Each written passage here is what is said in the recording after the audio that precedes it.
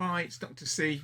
We're going to have a look at the Atheist Experience from the 18th of July 2021. Just before we start, a couple of comments, quick reminders. First of all, I'd like to thank the ACA. If anybody linked to them in any way looks at this video, it's really nice of them to allow me to look at their material and comment in the way that I do. I remind everybody that we're here for the science. The idea is that whenever any of the callers call in and they start talking about science, my aim is to pause the video or the post and then jump in with some comments about the science if I can. The idea is to try and help people to understand the science a little bit better, to try and see the flaws in the arguments, that kind of thing. And the second reason that we're here is to look at areas of what I would call critical thinking, and in particular, where the scientific method will help us to do that. If the caller's content doesn't actually link to any of these areas, if I can't sort of chip in and help with the discussion, enlighten the discussion, or just kind of broaden it slightly, if that's not possible, then what I'll do is I'll leave a minute or two of the conversation so that people can get a good feel for that particular conversation, and then I'll shoot forward to the next question. And if anybody wants to get more information on the ones that we don't quite cover, because again of their lack of the focus of these particular posts, then that's fine. Just go to the Atheist Experience, to the particular show, and you can get more detail. There will be a link in the comments below. And remember, I hope that you really enjoy this. If you do enjoy this, if you think that it's kind of useful or kind of interesting, then please consider the big four: like it, share it, subscribe, and click on the bell and select the one with the little kind of ringer tones, which is the one that will definitely tell you next time I post something. It'll give you a notification so that you can check out my other posts. Anyway, that's enough said about the process and me. Let's get on with the show, and I will be jumping into the show just after the intro music, because obviously I don't want to hit copyright issues, because that would be silly. So let's do this. You are watching this week's Atheist Experience, where J. Mike and I are doing together. So how you doing, man? Whoops, rookie error there. I can't hear you. Get the mic on. You're incredibly quiet. In fact, just straight up muted. But there you go. You're back. Oh, we're good. Okay. Well, I figured since you came on my little show, I'd come on your little show, and so here I am. It makes sense. One of these days, you'll figure out how to unmute at the start of the show, and then you'll have all the shows. Yeah. Once That's a wound from the salty. Rudimentary stuff down, and we'll work that way. Tech issues are part and parcel of making sure that people know that we're actually doing this shit live, and that we didn't. I can't tell you that over the years, like 16 years of doing this, occasionally somebody will email it and be like, "Oh, I don't believe that the people who call into your show are actually real. I think this is all scripted. It's an act and all that." And I'm like, "Really? Okay. Well, you can call. You do realize you can pick up the phone and call." Yeah. All those mistakes I make, hopefully that's indicative of the case that we are extremely human, because you will probably see that a lot more from myself if I'm not as careful as I should be. Well, welcome to Atheist Experience. It'll be, well, it could be an incredibly bumpy ride. We got a load of theists on hold. I'm just going to pause for a second there and make a comment, which I think is worth saying. When people phone in to shows like the Atheist Experience, and of course there are other shows like Talk Heathen, etc., the people that phone in normally will, certainly if they're sensible, they'll have already prepared their argument. They'll probably have it written down. They'll have written down sentences that they want to say. They might even have a flow chart of if they come back with this comment, then this is what you say. If they come back with that comment, then this is what you say, that sort of thing. They really plan it out in an awful lot of detail, and I can understand that completely, because if you're talking to someone and it's live, and maybe there's tens of thousands, hundreds of thousands of people, or maybe even millions of people that are going to watch it, you don't want to come over like you don't know what you're talking about. You don't want to come over like you don't know what you're doing. So absolutely fine. The hosts, they don't know what's going to come up. All they have on their call screen is a kind of a one-liner comment, which is an indication of what the caller has kind of said will be their topic, and they have to respond. And it could go anywhere. So it's actually, I think it's a kind of a little bit of a frightening to be in that situation where you're going to be called upon to maybe give a comment about anything and everything, and you have no preparation for it whatsoever. And obviously the hosts want to come over as being, knowledgeable, etc. They don't want to look like idiots. Nobody wants to look like an idiot. So it's a pretty stressful situation, this. And I think if people don't give them respect for what they're doing, then maybe we should give them a bit more respect. Anyway, let's move on. And I'm going to start you off with somebody long ago who hasn't called in a little while, and that's away. Min in California. Welcome, you're live. How can we help? Oh, hello, Matt. Hello, Mike. Hi. Min, strange name. Fields. Yeah. So, Matt, I would love to ask you for some clarification because I feel like people tend to talk past each other because this term is brought up, the burden of proof. So I would love you to help me understand it because I know that you understand philosophy more than other atheist activists. So usually the question is what you believe and why you believe, and more importantly, why you believe what you believe, right? So yeah. I guess when you ask why you believe, you ask the person epistemology, right? What is the reason for the conclusion they have, Right. and you ask why we should believe what you believe is about the persuasion. So when you talk about the burden of proof, are you talking about the burden of justification for self-validation of one's belief, or you talk about the burden of persuasion? So the burden of proof applies from an epistemological standpoint, but it's also about persuasion. There's no reason why it's not both, because what we're basically saying is, I believe that I don't know, children are our future, and when you ask me why, I'll give you a reason. Now that reason is intended to show why I have good reason to believe this.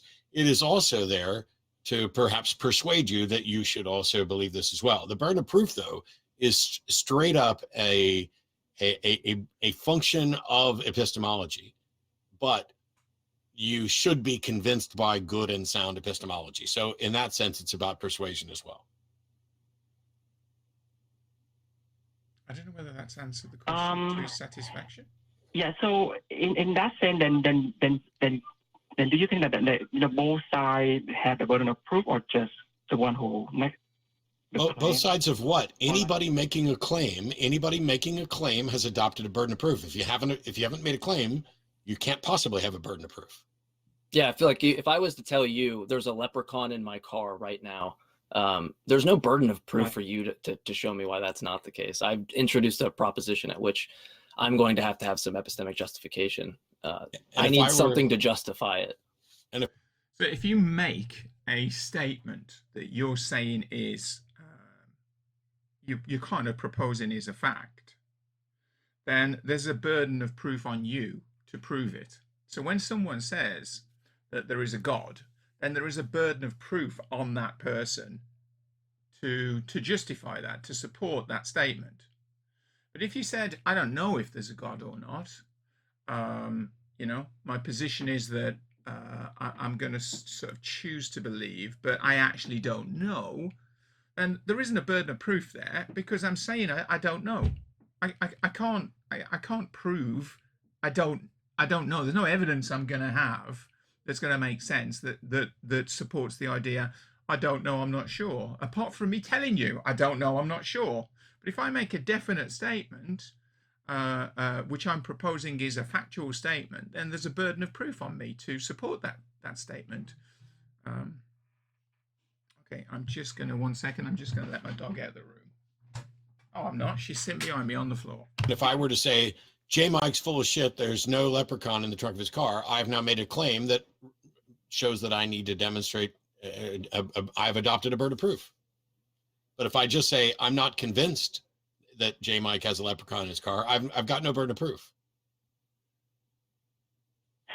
So for J-Mike, so when you said your garage have a leprechaun, and I said that, well, I don't believe that, and you asked me why, and then I say because in my entire life I never see something remotely that describe what you describe about the leprechaun.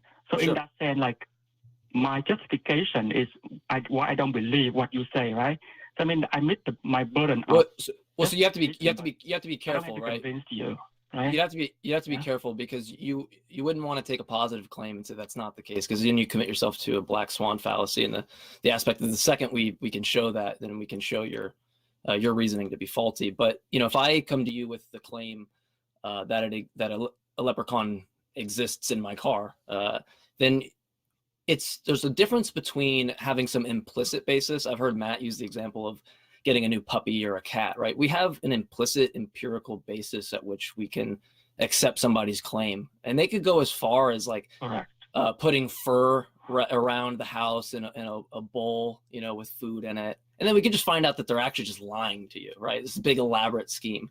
And in that case, well, then I just now from that perspective, I need to raise my standards of evidence, especially with that given agent in terms of the claims that they make. But it still doesn't negate the fact that we have an implicit basis for that ontology, whether it's a cat or a dog or things like that. But when you introduce something like a leprechaun, I mean, we'd have no basis for that ontology in any sense. And so you're reasonable for not accepting the claim, right? But there's no burden on you. The burden's on me. I'm going to have to show some justification for the new ontology that I'm presenting. We don't have implicit basis. We don't have empirical basis. And that's what's going to be needed in order for me to justify. I don't know if you know about theory of knowledge. I'm not even sure if I agree with this definition, but some people break that down into 3 components: justified true belief. You need something that actually does the justification. Whether you want to get into extra stuff that might be needed for that, it's a separate thing, but that's not on the other person that's just not accepting the claims problem. Otherwise, you're going to find yourself in an issue of having to prove a bunch of negatives on claims, and that's just, to me, backwards. So Mike, then in daily conversation, so let's say that you meet a friend and they ask how you are doing, and you say that your life is have improved ever since you believe in some deity. Then when you just answer the question, you don't make the claim to convince the other person, your friend, and doesn't mean you don't have the burden of proof in that. No. You have the burden of proof, but the fact that the burden of proof is on you doesn't mean that you're in any, like, I have $100 bill in my wallet. I just made a claim. I've adopted a burden of proof. But I can also say, I don't give a shit if you believe me. I don't care to try to convince you. I can do that. The issue here is one phase is about whether or not your position is reasonable, whether or not it is justified and your position is reasonable to accept. But you can also say, I think it's reasonable, but I don't have any obligation to demonstrate to you. The burden of proof does not mean that you are somehow required to start offering up a defense. It just means that if you're asserting a position and you are claiming that it is reasonable, you need to demonstrate that it's reasonable, or nobody has any good reason to believe that it is. Yeah. Otherwise, I could rival almost any hypothesis of anything. And if we don't have some criterion at which for us to be reasonably justified in, then I don't know how we don't have a problem of underdetermination for any claim at that point. And that seems to be a problem. But not even that, you went into what if it helps somebody or has some emotional basis. Well, I talk to a lot of spiritualists that think crystals heal them. That has no indication on the independent attestation that's needed to show that there's a mechanism at which crystals actually heal you, for example. And so I would ask you, would you agree that we need some way to separate what you're convinced of versus the actual justification of, right? I mean, would you agree that that's an appropriate way to tackle a proposition? I will say, with my lack of philosophical knowledge. I would say for self. Just You don't need. well, I'm sorry, man. I'm sorry to cut you off, but you don't need to get into philosophy here. I feel like you utilize this method every day in your life, but people for some reason want to stop somewhere short when it comes to extraordinary claims, which is, I guess, typically what we deal with. So you don't need philosophy. You would agree that a mechanism to determine what you're convinced of versus the actual independent evidence is probably is a reasonable way to go about it, correct? Yes, I think if you ask me, like, do I have a reason to believe in whatever claim I have, then I would say I do. But I guess if you ask a justification, then yes, it may not be substantiated because I cannot persuade you, that I am wrong. Why not? And is that the question? So the question is, when you say something like "you can't persuade me," now you've just made a claim where you are asserting that whatever reason you have wouldn't convince me. And let's assume for a second that that's true. Then my question is, then why do you believe it? Because if you're believing something for reasons that you recognize other people wouldn't accept, I'd be interested to know why you believe it. But if you, in fact, you have good reasons, why do you think that it wouldn't convince us? I think probably because with something like only, let's say, like, you tell me that you have a headache, because I'm not in your mind, I cannot understand much of how it feels like. But even if you can demonstrate me, on the that's not remotely what we're talking about. This isn't just a state of mind. We're talking about whether or not somebody believes in a God, whether or not somebody believes in something that is outside of them. It's not just an opinion. Like, how did you feel when you ate that ice cream? Well, I felt really good. I don't believe you. You're a liar. Well, nobody does that. There's no reason to even go down that path. But if you say, I believe that there's a God who transcends space and time, who cares whether or not we masturbate and who we marry, and we say, why? And you say, well, my reasons wouldn't convince you. Then we're back to what I was asking, which is, if you don't think your reasons would convince us, why should they convince you? Oh yeah. I understand now. Okay. Well, I guess, yeah. So I guess for some people, it's all the reason, but it cannot justify it. Yeah. All right. I hope that helped a lot, men. We got a bunch of callers to get to, but thanks for calling. It's good to hear from you again. We say we get to another call here. Let's do it. Joel in Alabama wants to talk about how reincarnation is compatible with materialism. Hey, Joel, welcome. You might want to start by telling us exactly what you mean by reincarnation, because without a definition, this could get really hairy. Okay, I will. Can I mention my blog on here? I guess. I mean, it'd be nice if you showed an interest in an actual discussion before you started showing an interest in self-promotion, but I can't stop you from saying stuff. Okay, it's Susurrus Waking. That's Susurrus Waking. Okay, I define reincarnation as the recurrence of most basic awareness. And so, for instance... Wait, one more time? Recurrence of most basic awareness. Of most basic awareness. Okay. Yes. So, for instance, if I say... It occurs to me I should wash my car. It occurs to what? It occurs to my most basic awareness. So most basic awareness is the awareness to which thoughts and sensations occur. That begins, my hypothesis is it begins when I'm an infant or an infant in the womb, and that will begin to exist in a baby after my death. And so even if I'm annihilated, that most basic awareness will begin to exist in another baby after my death. And since I was that awareness, I will be that awareness again. Okay, so first of all, you're talking about a hypothesis. I have zero interest in your hypothesis because it's just bald-ass speculation. There's no evidence for it. But when you define most basic awareness, there's a difference between...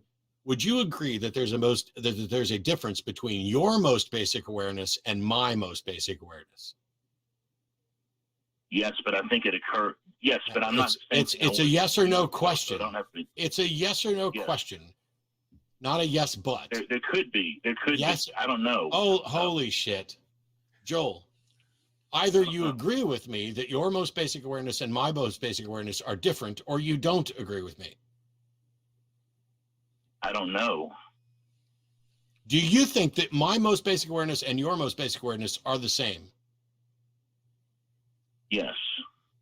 Well, you're wrong. They're not. You don't have my awareness and I don't have yours. I have no idea what it's like to be you, to experience your thoughts at all. I'm experiencing my own thoughts. And the fact that you and I are in disagreement right now proves the point. Well, do you believe when I say it occurs to me I should wash my car, it did not occur to me that I should wash my car, and it did not occur to me that you should wash your car, which demonstrates conclusively that your most basic awareness and my most basic awareness are not the same. It's the same kind of mechanism.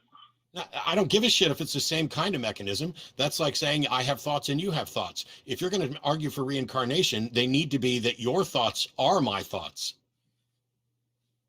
That's not reincarnation. That's a separate 25 individual incarnations is not reincarnation. Reincarnation is a new incarnation of the same awareness. Yeah, you're talking about something that's being passed down, and you're saying the awareness, and then you're adding the caveat that it's compatible with materialism. Okay, well, if it's compatible with materialism, let's try to work this out from a materialistic worldview, in the sense of that we're gonna be deriving novel future predictions for things that we do. So how do you have any basis of a prediction at which you could confirm this? Because like Matt said, it seems just to be some assertion based off the fact that we have similar biological functions, which is not enough. Well, okay, let me say this. I'm not the same thing I was 10 years ago, so I don't have to do the same thing in the next life I was in this life. So it doesn't have to be a recurrence of the same thing. It's not reincarnation. The fact that one person exists and then when they cease to exist, a different person exists, that is not reincarnation. Reincarnation requires a new incarnation of the previous agent. It has, yes. Okay, well, let's assume that, here's some way we can do this. Okay. Let's say there are different types of most basic awareness. I don't know what that means. I reincarnate. I don't know what that means, and I don't know how it proves your case. You've already debunked your own case. Do you believe that you're unique? Yes. You're completely unique. I'm as unique as I can imagine. Why did he add the word completely then? I don't know of anything that is identical to me, and that would violate the law of identity for there to be two things that were identical that are also independent. So yes, I am unique, if for no other reason than I am the only agent occupying this particular spatial location. Okay. Like I said, well, if I die, then I'm annihilated, and my most basic awareness can recur in another baby. No, Okay.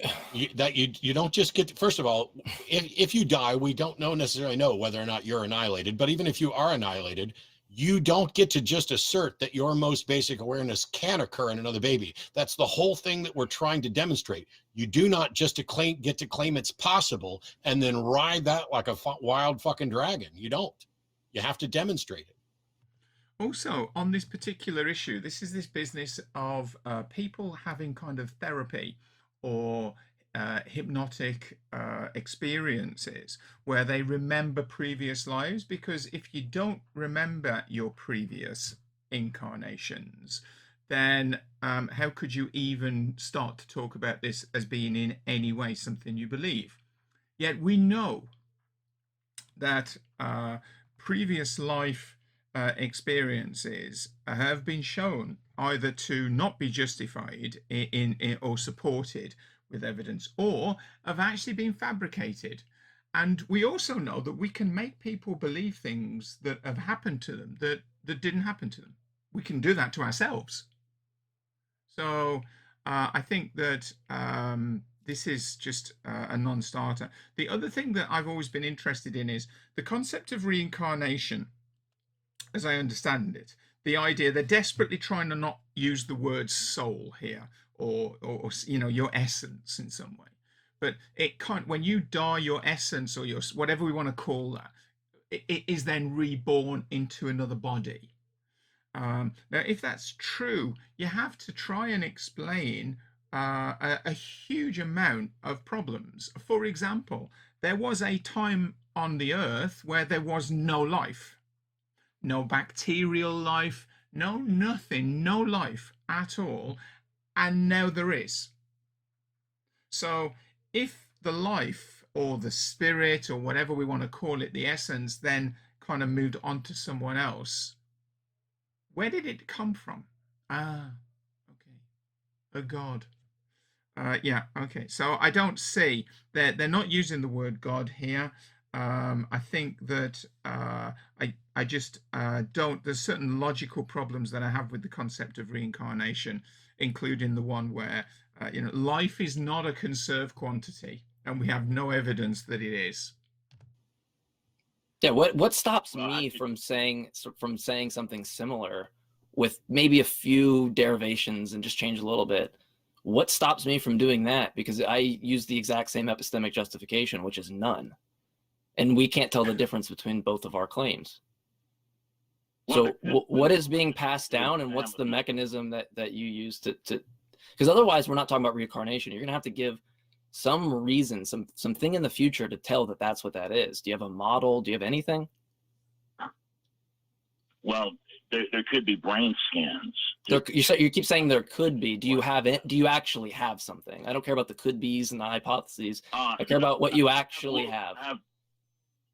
I've looked on the internet, and it shows that different people experience emotions in different ways, but there are different types of ways of experiencing emotions. I've looked on the internet too, and there are people who think the earth is flat and all kinds of stuff. So let's start with your most basic awareness. First of all, demonstrate that what you're calling your most basic awareness could possibly exist outside of your specific brain.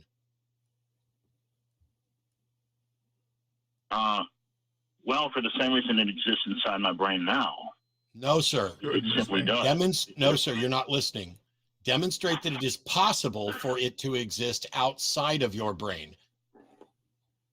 Oh, it can't exist outside of my brain, but it can exist. Then you just admitted that your notion of reincarnation is not possible.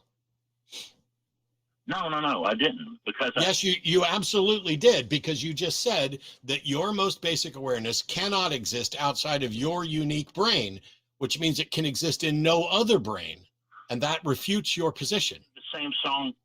You think the same song can play on two different radios? Okay, Joel, you're not listening, and so now I'm done. Okay. Yeah. Goodbye. Bye.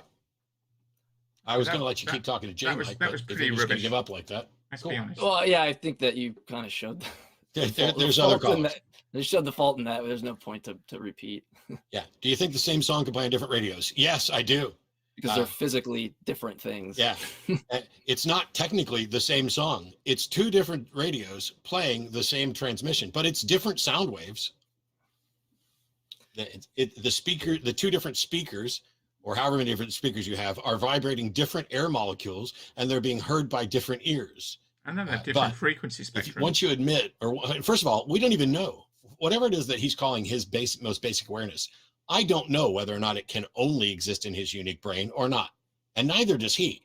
But he's simultaneously claiming that it can't exist in another brain, and that it must, in order for his argument about reincarnation to be. My thing on it was that the caveat of materialism, because then at that point you're basically saying, well, we can derive predictions on this. We can create a model. Okay, do that, then call back. Otherwise, don't call back. It's kind of like what you said on the show. I think Talk Even with me is like we can hit the bong and talk about this type of stuff all day, and that's great. But I'm kind of past that. You know, the whole point of the show is to get people talking about what they believe and why, and if they have a good reason, cool, address it. And if they don't have a good reason, then we point that out. And so Joel's reason for believing in reincarnation is apparently about a monumental, gross conceptual error about his own most basic awareness and what it can and can't do, to the point where he's even contradicted himself. I tell you what, we got 2 calls down, and I want to make sure that I mention that in addition to the Atheist Experience fan group, There's also an atheist versus theist debate group. And so if Joel or somebody else wants to engage with people, you can go to AXP Fan Debates, and there are people there who want to have those conversations. We've got a bunch of callers. There's the crew right there. I knew they'd get themselves up there eventually. They're all waving. Oh my God, even Greg is here. It's scary. And there's Crew Cat, situated. I thought that was Hikaru there for a second, but it was clearly not. So we have Sain, who wants to know what we think about religion. So welcome to the show, Sain.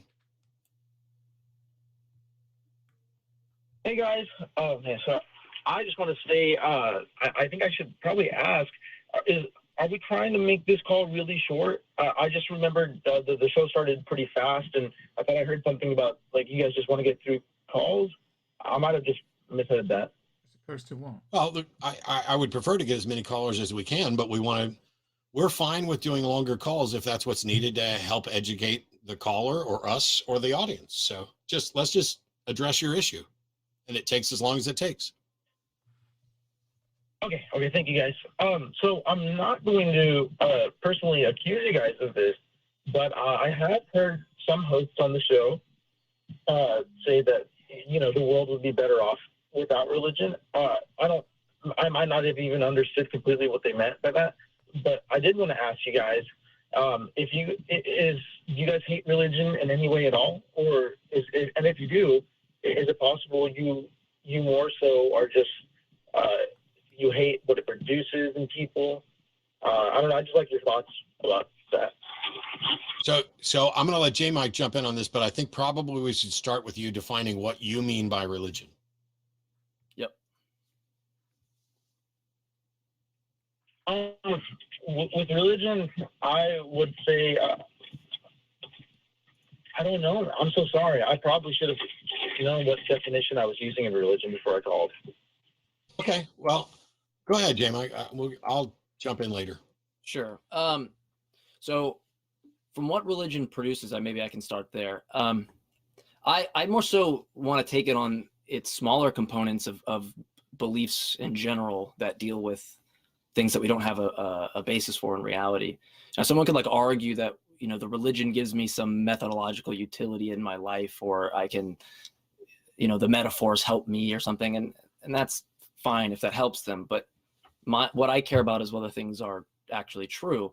I don't really care about the extra fluff that's in with that from my perspective. And what I don't like is that we have an extremely successful method in navigating the world and having at least some basis of understanding at what surrounds us. And it bothers me that in almost every religious claim, well, not every, I won't say, but a lot of the religious claims that come up, that come my way, is that they want to sidestep a very rigorous process that could actually get us there. And that bothers me in the sense that if I had said stars don't actually fuse up to iron, elements up to iron, that was a metaphor. We were wrong about that. No religious person's gonna accept that. They're gonna go, no, you were wrong.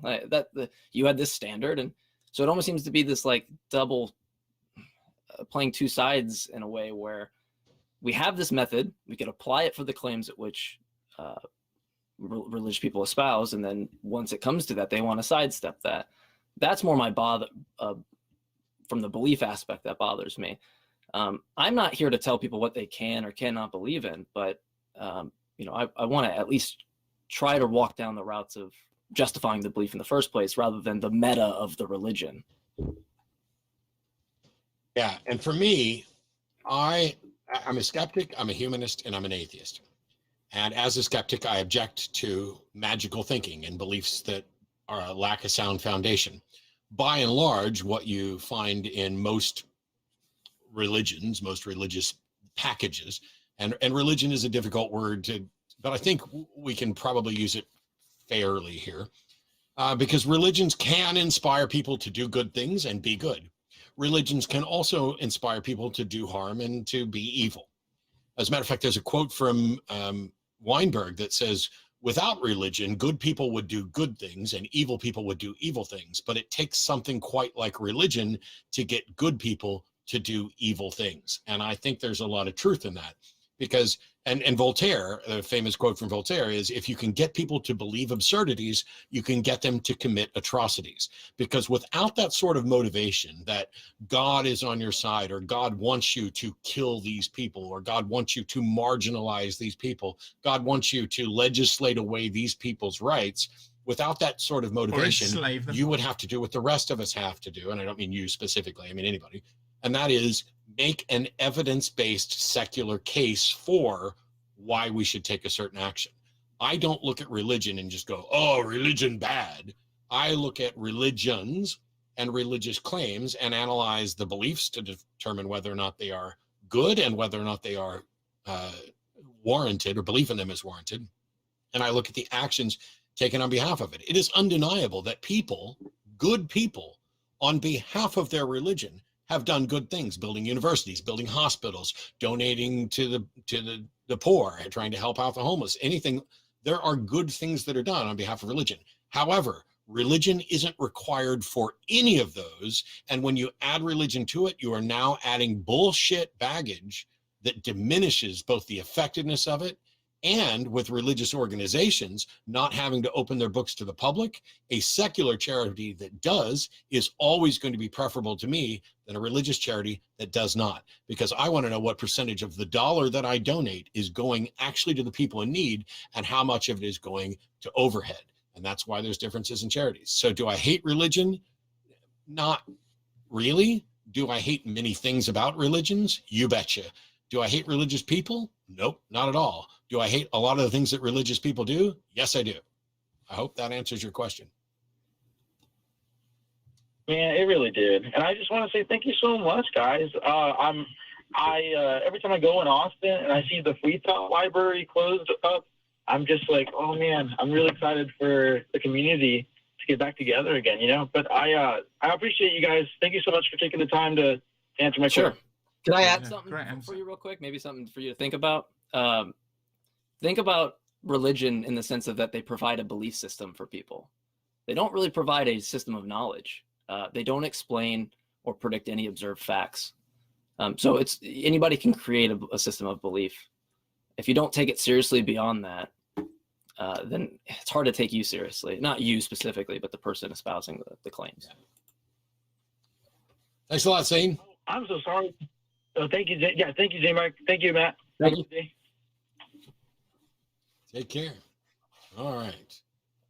Let's talk to an atheist, a fellow godless heathen. Anthony in Florida is a recent deconvert who's having a little trouble letting go. So welcome, Anthony. How can J. Mike and I help you out?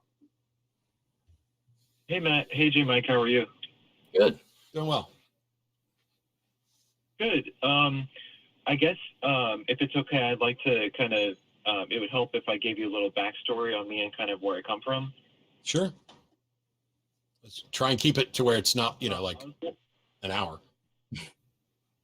Yeah, definitely. I'll try and keep it brief. I was born into an evangelical Christian family as the grandson of two apostolic Pentecostal pastors, so very Bible literalist, hardcore fundamentalist belief. Are your grandparents still alive? My grandfather passed away a few years ago, but my grandmother is still alive, and she's 95 years old now. Yeah. It's on my mother's side. So growing up, I enjoyed a lot of like the aspects of the church, like community, relationships, you know, a sense of involvement, feeling that, you know, at the time, a confidence that I was like contributing to something like much greater than me. I never really thought about or trying to define God through anything more than what I had been indoctrinated to believe. I wasn't really taught the way of questioning my beliefs with skepticism.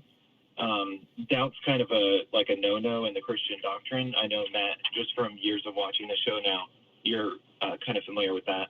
Yeah. My parents met at Bible college, moved back to my mom's state of Ohio, and they began to raise a family. They had me and my two other brothers, then moved to Florida to be closer to my mom's parents. We have Daniel in New Jersey. You're on the air with J. Mike and Matt, and you want to tell us how the source of reality is God. So welcome. That's right. Hi, Jay, Mike, and hi, Matt. So I guess that is my argument, or I will be presenting an argument that God is that which emanates reality all the time. And in order to do that, I guess... Emanates reality? Okay. I would want to know exactly what that means, but let's move on. The best way to start would be to try to explain what I'm talking about when I say God. Well, I would also want you to define reality as well. Okay. So I'll start with reality first then. Reality is the ever-changing eternal now. That is the present. That this is all, like this being all that exists is reality as we are observing it in the present now. So in a dream, so if I'm having a dream, my mind is experiencing that dream now, like then, in the dream. But that's not reality, unless we're basically saying that the reality is the dream, in which case, basically, his reality, it seems to be, is everything that my thinking brain experiences, which is fine. Is that Okay. sufficient? Yeah, it's going to prompt questions, but I mean, it's great because we at least have a definition. So if you want to define God, maybe we can get to some questions. Okay, perfect. So I'd like to try to point to God in experience, in our awareness of reality. So for me, God is on the other side of the reality that we are experiencing now. He is that which creates the present, and nature being that which evolves, the rules according to which nature evolves would be God's nature. If you literally wrote that down word for word, that sentence is not clear at all. And on the other side of reality, so this will be something that we can't perceive, I guess. So it sounds like he's going to define God as something we can't perceive. And I guess also the idea that God created in the past the universe would be changed to God creates the universe and it emanates into the present. So the problem with your God definition, Daniel, is that your God definition includes the very thing you're trying to argue for. You defined God as that which creates the present. So if you start with premise one, God is that which creates the present, and the whole argument is designed to show that God is that which emanates reality, your argument is absolutely, undeniably, irrefutably circular. So you have to have a different definition of God in order to use that. But before we let you redefine God, let's take this, all that exists. What does it mean to say that this is emanated? How do you know that something that reality can be emanated, and how could you tell that it is emanated? The reason I guess believe it's emanated is that the present is all that exists. There is no past, like past and future are conceptual, but all that exists is the now. And it is both the present moment in time, but it's also eternal. There is no other time. And so if right now what we're looking at is the ever-evolving present, it kind of invites us to take a different model, a different view of the world that, well, it's not just that this is some flow of time from past to future. This is all just now, happening now. Daniel, I don't disagree with any of that strongly. I don't know how that gets you to it is emanated. I'm fine with it. There's lots of different ways to look at time. Alan Watts had versions of time that related to, we're seeing parts of time as a snake and it's a circle disc and all this other thing. Irrespective of which view of time is correct, I'm fine with the notion that now is all that exists. And that, by the way, we don't experience now. We experience a recollection of the now that was before and all that other stuff. All of that is absolutely fine, but I don't see how you got from here's my view of time to therefore it is something that is emanated from something or someone. I think you're absolutely right. I definitely didn't justify that. I think I can try, without redefining God, I would rather try to use a different argument. And the argument is just that this conception of God fits religious beliefs and provides another way to interpret reality. We could say that. No. So now you've tried. I should just stop you, Daniel, and let you go off and try to rework this and come back at another time, because the arguments and definitions that you're using today can't possibly do that. And even in your attempt here to redefine God, you didn't then define God as a conception that fits religious beliefs and allows us to, oh, no, that's you redefining God to fit a model rather than demonstrating that there is any such God, when even the God in that model can't demonstrate the emanates portion of your argument. Also, in different religions, the God figure will not necessarily be the same, so it wouldn't necessarily fit. And I think what he's saying is basically, unless I've misunderstood him, that the rules of the universe that he referenced at one point, the rules, that make our universe work the way it was, they've emanated from God. But the problem is none of that can be proven. So I'm not actually sure that what Daniel's saying goes anywhere beyond the fact that he believes in a God, but he has no evidence to justify God's existence. So I think it's probably better for you to go off and think about this, come up with the definitions, and come up with a better argument rather than trying to do it on the fly, because it's just going to get messy. Yeah, and I'd compare it also to what's called a panacea. It seems that you're providing a remedy for all cures, right? It seems like you're post hoc assessing. You're looking at the data and then going, oh, well, this fits that. And I've probably said this too many times on the show, but I'm very concerned with ideas that don't provide a model or future predictions, because it's just your imagination until you give me a mechanism to determine it being reflective of the reality we share. And if you just cite things like, oh, well, I view time this way, I take an A theory or B theory of time or whatever it is, like, we could agree, but I don't understand taking that data and then just kind of sneaking in some ontology like God or whatever it might be. Yeah. I don't see the relation there. Saying this is how I view time and I think it's emanated by God is logically indistinguishable from this is how I view biology and I think God is the explanation for it, which is also indistinguishable from these are the foundations of logic and I think God serves as the underpinning for it. It's neat that you think that, but we got to have better definitions in an argument. Well, okay then. Thank you for pointing out the weaknesses, and I will reassess and regroup, and I'd like to call again soon. Thank you. Absolutely. Thank you, Yeah, Daniel. thank you. Appreciate it. Happy to repeatedly take calls from anybody who goes down that path like that. Chris in Los Angeles wants to talk about his experiences led him to believe to God, and he thinks that I'm a little mad at God. Well, Chris, am I also a little mad at Voldemort?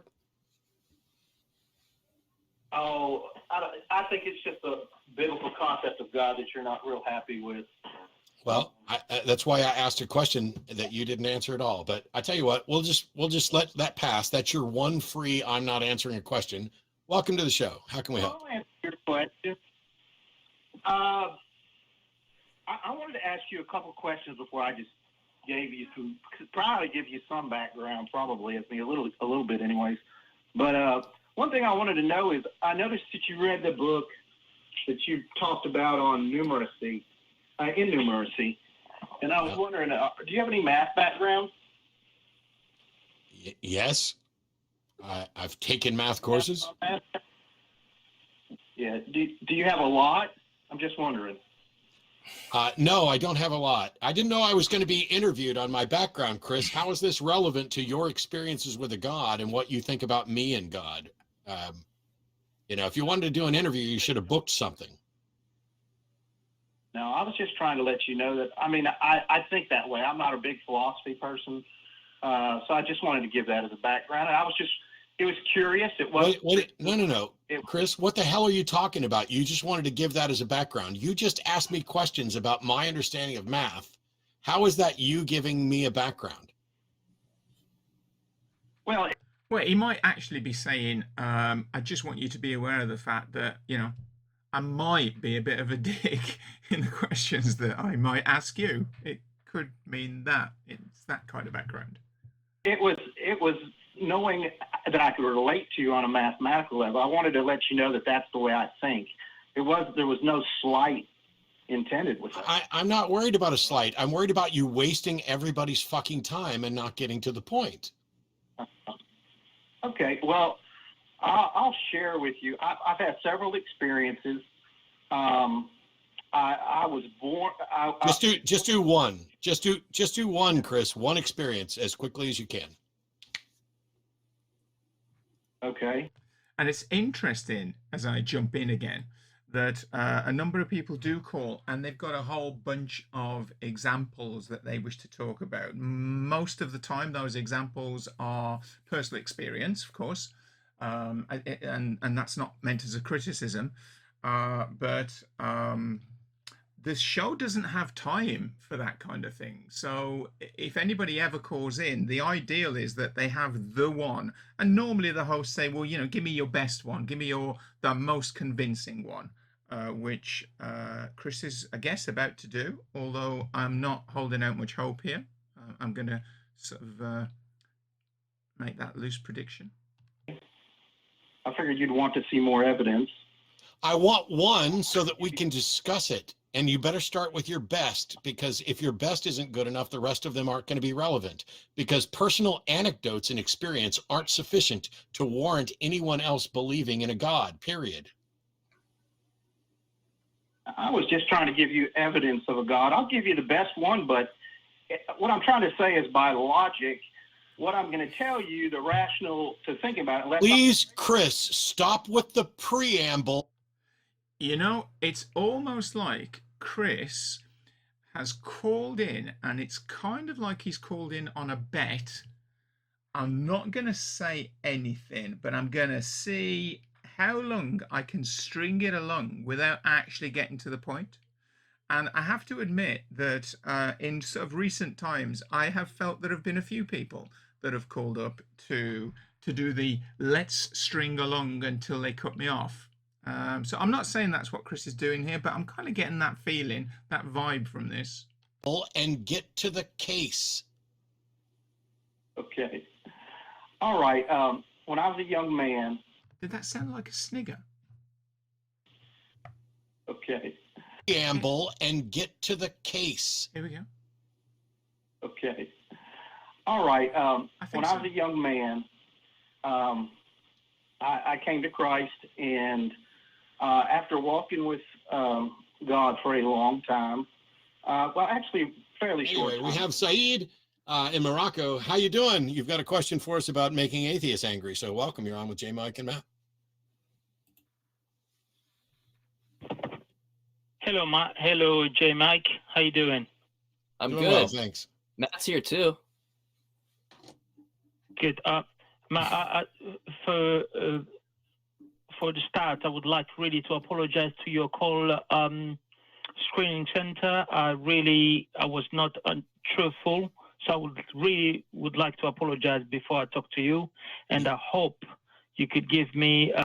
Normally, when the caller gives a false reason for what they want to talk about on the show, it normally goes badly. Normally what happens is that Matt or whoever else will say, well, okay, well, that's not fair on the call screeners who do a really good job and work hard, and that's just really disrespectful. And normally then they just shut you down. Although maybe this time they won't. But if they do carry on listening now, because I haven't heard this yet, then that's kind of lucky.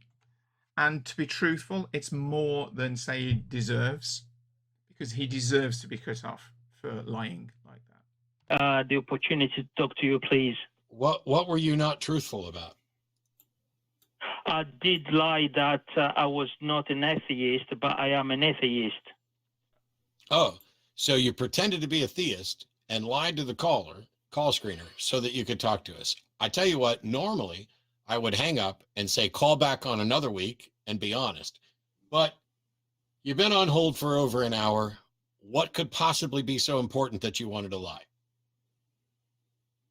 I am so sorry for that. Good intro. I've been trying to contact you since the last couple months, but I couldn't. There was no success, and finally I went through. So what I would like to talk to you about is being angry atheist. I am constantly angry at people who believe in God or people who are religious. So my background is I come from a Muslim family who believe in Islam. Let's take this call here from Billy in California. Has a question for us that may relate to this and help the angry. So welcome, Billy. You're on with J. Mike and Matt. Thanks, guys. You guys have had a very positive influence on my life, and I really wish Saeed had not lied, because I have a very similar question. But you know, I grew up in a very, very Irish Catholic household, very religious. I got to college, and I also realized, unfortunately, that I was homophobic and a little bit racist. And I worked very hard to you know, overcome these stereotypes and prejudices, and I evaluate my life constantly to make sure I don't have these sort of negative things in my life. I like to think of myself as an open-minded person. One more potentially quick call for us to try to address, and that's Guy in Georgia. And then there's a call that may be longer that may run us past. So Guy, welcome to the show. How can J. Mike and I help you? Yes, sir. Glad to finally talk with you, Matt. Anyway, I'll try to make this short, even though I would like to say, and I'd like to call in again perhaps and just say that, yes, I'm a Southern Baptist minister's son, and I'm also homosexual, and I'm also becoming an atheist, and so there's lots of drama, and also going to be 60 years old next month, so there you go. Awesome. I'd love to talk to you again about other stuff, but let's try and knock this out, because let's try to knock this out. Okay, my last hold to eternal life. Let's knock this out. Okay, let's go yes or no. The universe. I have a strong science background. The universe is about 14.5 billion years old, so let's round that up to 15 billion. Yes or no? Or at least we think so. I think it's 13.7, so I'd round it up to 14, but I don't think a billion here or there really is going to make much difference to the argument. Yes, exactly. So let's just say that if you're lucky, you're going to live. We can I'll say this: we're all going to live to be about 100 years old, barring something unforeseen in the next 100, 200 years. Sure. That's our lifespan, only about 100 years. Okay. So if you divide 15 billion by 100 years, that's I believe 150 million. It's our it's a lot. Ratio of 100. It's a lot. So we've been our lifespans are infinitesimally short. But let's say that you and I are talking one-on-one. You know that we're both sentient. We've been sentient for as long as we can tell, and for as long as we can tell, it's just our little lifespans. We also know that the universe is probably going to be around for trillions of more years. In other words, the universe is relatively young. So there's infinitesimally long periods of time we're talking about. My argument is, it could be a straw man. I think it probably is. That's why I want to hold on to eternal life. Is that since we are sentient now, and the chances are this is the only life we're going to get. I'm You're sorry. breaking up. Your phone is completely breaking up, and I'm missing it. But let me do this. First of all, there are problems with your math, and that is that human beings have existed for about 300,000 years, and prior to that, human beings couldn't exist. And so, even if let's cut the life expectancy from 100 years to 50 years, so that we average it out, which means at 50 years, each human being is going to experience roughly 1/6000th of the entire period of time that humans could exist. Okay, what's the point? The point is there might be something scientifically we don't know about that can get us to some sort of a Hindu type way of. Why should we care about there might be something that might be able to get us to something maybe like this? Indeed. Just scientifically. That's not science. No. If you walked into any scientific discipline to give a paper and you said there might be something that might maybe get us to something like this, you would not be doing science. In fact, you'd be crucified if we go for like the religious kind of idea here, which I know crucifixion it was not religious. Yeah. This vagary with no evidence is just not. I mean, scientists are really quite cruel when it comes to criticizing other science. If you put forward something as a scientist and it's based on rubbish, you'll be brutalized in the scientific journals. It wouldn't get in the scientific journals because a peer-reviewed journal would basically not publish it because your peers would say this is rubbish. So I'm going to restart this, and I'm going to go back like 5 seconds so we don't miss any of this, because it'll be interesting to see where Guy's going, because he's talking absolute rubbish. Something that might maybe get us to something like this, you would not be doing science. Oh, I'd be laughed out of there. You're very correct, sir, about that. Yes. Yeah, you would just be providing conjecture with nothing else to substantiate it, which is not science. Nothing to substantiate. Right. Okay. Yes, of course. If you go back to the, let's say the 17th century, nobody had a clue as to what electricity was. So there might be something else out there that we have no way of. Well, no. Let's use that example. If we had attributed it to some magical thing, we would have been wrong, right? If we filled that gap of our knowledge with something that we have no basis for, we did we would be wrong. Yeah, and we did do that, and we do that a lot. It was Zeus that hurled lightning bolts down. That was our explanation for electricity. The time to believe something is after there's evidence for it. And so the time to believe and have an understanding of electricity is after we have demonstrated what it is. And so if in fact there's maybe something, then the time to believe it is after you've demonstrated. I'll wrap this up in one sentence. There is no evidence at all for anything to do with life transference, but that's pretty much what I'm talking about. Hey, which I'm not aware of any evidence, and so I would generally agree with you. And now we're back to what happened with the first or second calls today. But I gotta let you go, Guy, because there's one more call I want to get to before we close this out. But I appreciate it, and call us back when you get something firmer. Yes, there we go. All right, and as a special treat for my friend J. Mike, and thanks for him being here this week. No, please not. I'm going to play a game of chess Begin with while you talk O. to Otangelo. Welcome, Otangelo. How you doing? Yes, hello, Matt. Hello, J. Mike. How are you guys doing? Okay, here is my argument.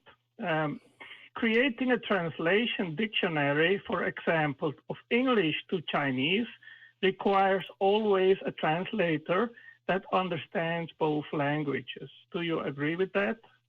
Yeah, but I already know what you're probably going to do. I don't read minds like Matt doesn't either, but I've heard this already, and it's not going to be analogous from my perspective, but continue.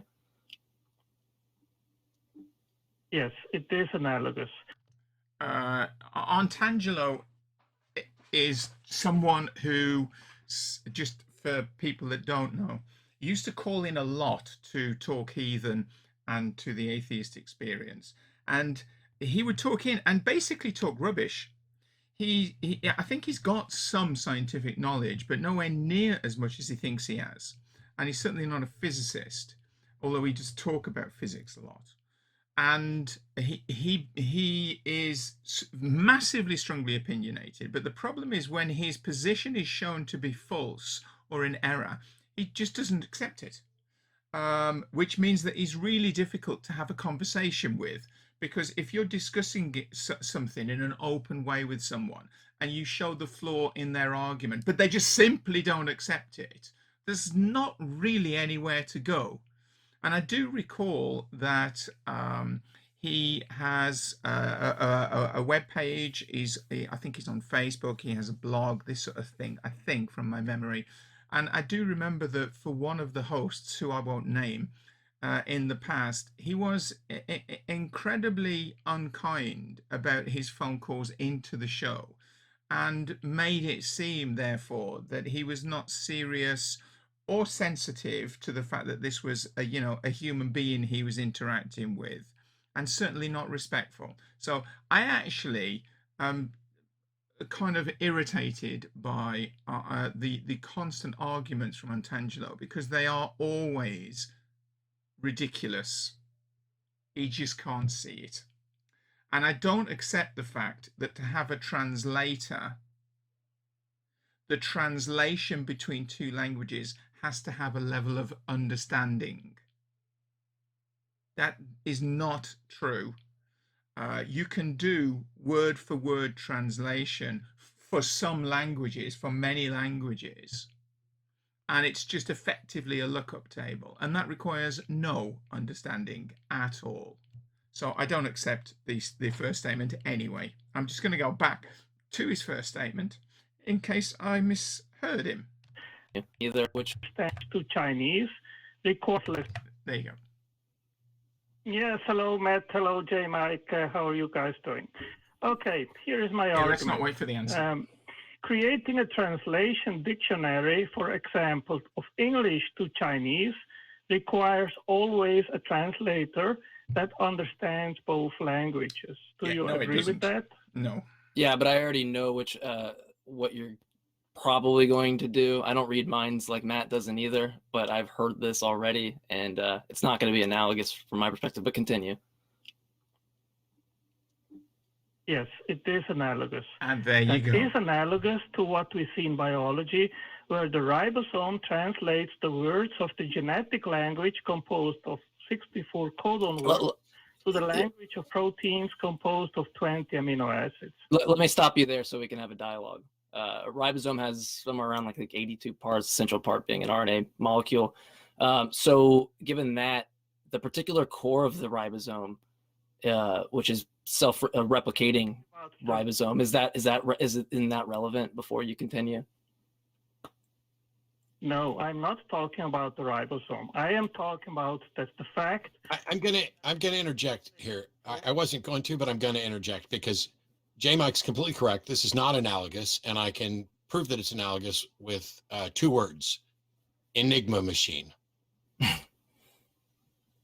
An entirely mechanical process where the translation does not understand, the translator doesn't understand anything. There you go. When you have a chemical process, it is following a mechanical process, similar to the enigma machine, which you enter your information and a mechanical process that does not understand it, and the person entering the information does not necessarily have to understand it, and the person decoding does not necessarily understand it. The translation machine follows a mechanical process that translates one set of instructions into another that can then be decoded by another enigma machine that also does not understand it. So, Otangelo, thank you for ending the show with a demonstration that you are going to come up with analogies that are not analogous, because this is the problem when you look at biology as if it's a code that requires an intelligence to translate. Yep. You are debunked by 2 words: enigma machine. And the fact that none of the literature or academia, you're going to find that the code is from, if we call it a code, you're not going to find that it's referenced from one intelligent thing to another, which is what you're trying to do. And you miss out on the fact that we've had a conversations, like a 2-hour conversation with Otangelo, if people can go find it. He doesn't, also part of the argument, we have things like amino acid codons, that assignments that are going to be switching right on occasion throughout life. And that doesn't require a design. I mean, it seems to fit the bill of something that would naturally evolve. But yeah, maybe, I don't know if we let you respond before we close out, or how you want to do that, Matt. No, he's done. He's done. Okay. Done. Yeah, no. That's the thing is, I'm happy to actually have them present their arguments. Sometimes you can do an easy debunking of it. It's like, oh, here's the problem in your argument. Like the person who called in who didn't have a particularly good definition of God, or defined God in such a way that the argument becomes circular. And people like that who recognize, wow, I made a mistake. Let me go off and reformulate this. Let me come back with something else. Those people are more than welcome to call back. Otangelo is going to sit here and deny until he's blue in the face that my rebuttal was actually a rebuttal, because he's so dedicated to this notion that, oh, no, this is the way it works. And this, there has to be an intelligence behind this. There has to be. And even when you provide an example of something that's not an intelligence, this is purely mechanical, which is how we would describe the chemistry involved in replicating DNA. It's like, oh, no. And on that note, we have reached the end of J Mike's first time on AXP. And that's been really good. There has been some science, but not huge amounts of science, to be truthful. And there's certainly not been anything there. There's been a little bit more about the scientific method, about the merits of evidence. Nothing in the sense of they're using a piece of physics and they don't know what they're talking about, that kind of thing. But that went exactly the way I expected with Otangelo. And as I explained before I actually heard Matt's comments there, one of the most irritating things about Otangelo, which is why actually you just get fed up of listening to him, is because there is no discussion that is going on here. The first thing he did was he asked how the two were, but didn't wait for a response, straight into, because he's not interested in whether they're happy and well or whatever at all. It's a preamble to be stated and got out of the way, literally without waiting for the other person to respond, so that you can then read off your script. And he cannot have anything shake him from that. And if somebody does point something out to him, he just ignores it. He basically says that you're wrong. So that's not an argument that becomes a discussion. It's just someone who is mired in mud, and they're going to dig those heels in even more. And that's why he's an irritation. And he will call up any and all of the shows to try and get some traction on these ridiculous ideas that he has. And they are frankly that ridiculous. I'll just let Matt finish. Yeah. I can guarantee you that barring some catastrophe, J Mike will be back on AXP. But if you enjoy watching him here, please tune in to Talk Heathen, because he's regularly scheduled over there on that program as well. Yeah, I'll be there next week. Yeah, and you can watch stuff at AEN Podcast that we put a link up to earlier. A last note, I've been pretty vocal about the situation with regard to the health crisis around the world. I'm trying to use my words very carefully here. And I greatly appreciate first responders, the people who are in the healthcare industry. And I appreciate the fact that there were a lot of people who took this seriously and took those precautions. The world is starting to open back up in different places. Not everybody has access to immunization, but the world's starting to open back up. And because of that, I have been more likely to leave my house, which is something that I don't do often. And I do carry a mask with me. But I've been enjoying myself. I've been trying to, in small doses, love life. I'm genuinely happy. I'm happy to be here doing the Atheist Experience. I'm happy about the amazing crew. I'm happy that J Mike got to do it with me. I love doing Talk Heathen with him last week. I look forward to doing more shows with him. I love the way life can be.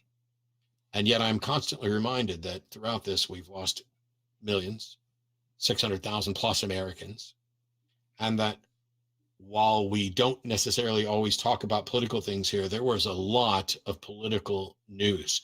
There was a federal judge that basically shut down DACA so that nobody new will qualify for it, and that's going to have to be fought. Chuck Schumer brought federal legislation proposals to decriminalize marijuana. There are trans rights issues being fought all around the globe. This program, yes, it focuses on gods and religions, and it allows people an opportunity to present their case. And if it's a good case, great. And if it's a bad case, well, we're going to point that out. There's a big world out there. There's flooding going on in Europe that has killed hundreds. And there's a lot to pay attention to. Don't let it grind you down.